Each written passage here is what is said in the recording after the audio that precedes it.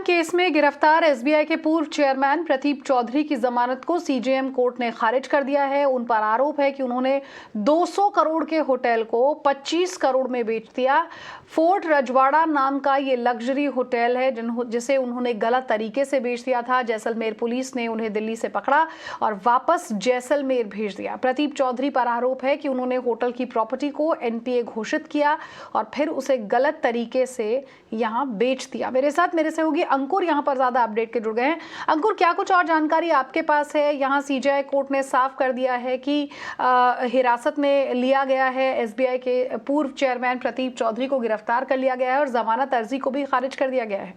जी हाँ, पहले तो ये समझते हैं कि आरोप क्या है। आरोप ये है कि जब वो बैंक के चेयरमैन थे उस समय कंपनीज को एनपीए डिक्लेयर कर लिया गया। जो टोटल लोन था वो 24 करोड़ रुपए का लिया गया था, जिसको कंपनी चुकाने में असफल रही, इसलिए बैंक ने उसको एनपीए डिक्लेयर कर दिया।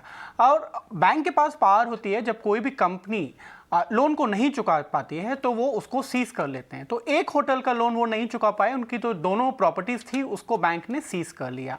बाद में जो कंपनी को जो लोन्स थे उनके न चुका पाने के कारण जो वैल्यूएशन थी वो प्रॉपर्टी की गई और बाद में उसको बेच दिया गया। अब पूरे कार्यकाल को समझते हैं। कार्यकाल जो प्रदीप चौधरी का था वो 2011 से 2013 तक एसबीआई के चेयरमैन थे और ये जो एनपीए डिक्लेयर हुआ है वो उससे थोड़ा सा पहले हुआ है। तो आरोप ये है कि उनके कार्यकाल में एक कंपनी के पैसे नहीं चुका पाने के कारण आपने एनपीए डिक्लेयर किया और मार्केट प्राइस से कम में उसको बेच दिया। लेकिन दूसरा एक पक्ष ये भी है कि जो 2016 में जो ये वैल्यूएशन किया गया था 200 करोड़ रुपए का, तब तो वो चेयरमैन रहे ही नहीं। तो दोनों पक्षों को देखना पड़ेगा कि कैसे कोर्ट मानता है, किस तरीके से फाइनल फैसला मिलता है।